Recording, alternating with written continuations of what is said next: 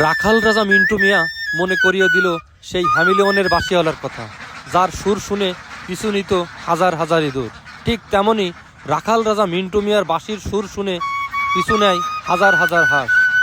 প্রতিদিন তিনি এভাবে বাঁশি বাজিয়ে একের পর এক মাঠ পেরিয়ে কয়েক হাজার হাঁসকে খাবার খাওয়ানোর উদ্দেশ্যে নিয়ে যায়। তো বন্ধুরা, এমন ইন্টারেস্টিং ভিডিও পেতে পেজটি ফলো করে পাশেই থাকুন।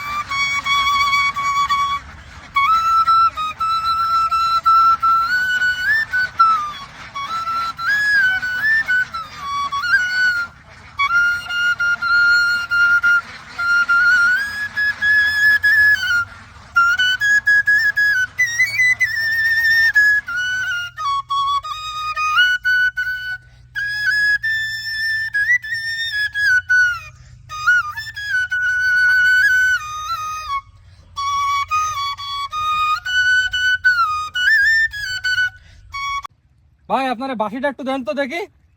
এই বাঁশির দিকে কোনো জাদু আছে নাকি ভাই? ভাই বাঁশিতে হাজার হাজার হাঁস পাগল হয়েছে, কিন্তু আমার মনের মানুষ পাগল হলো না ভাই। মনের মানুষ পাগল হইলো না? না। আচ্ছা, আপনি এই যে এই বাঁশি বাজিয়ে এই হাজার হাজার হাঁস আপনার পিছু নাই, এর কারণ কি ভাই?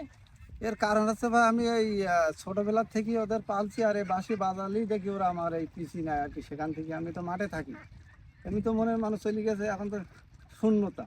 আর ওরাই আমাকে ভালোবেসি, ওরাই মানে মনের মানুষের চাহিদা এরাই পূরণ করে যায়। মনের মানুষের চাহিদা হাঁসে পূরণ করে? হ্যাঁ।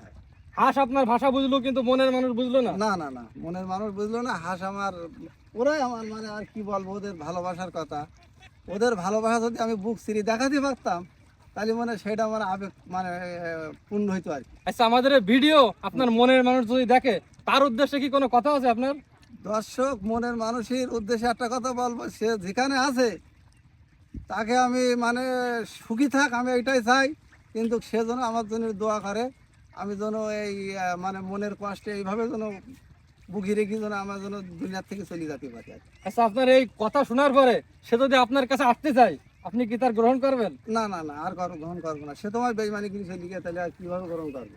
তো ঠিক আছে, আপনার এই জাদুর বাঁশি আপনি নেন, নিয়ে এখন আবার এই বাঁশি বাজাতে বাজাতে যাবেন, আমরা আপনার পিছু পিছু যাবো। আচ্ছা আচ্ছা, আসেন আমার পাশে। ঠিক আছে, আপনি ভালো থাকেন। আচ্ছা, আলহামদুলিল্লাহ, আপনারা ভালো থাকুন।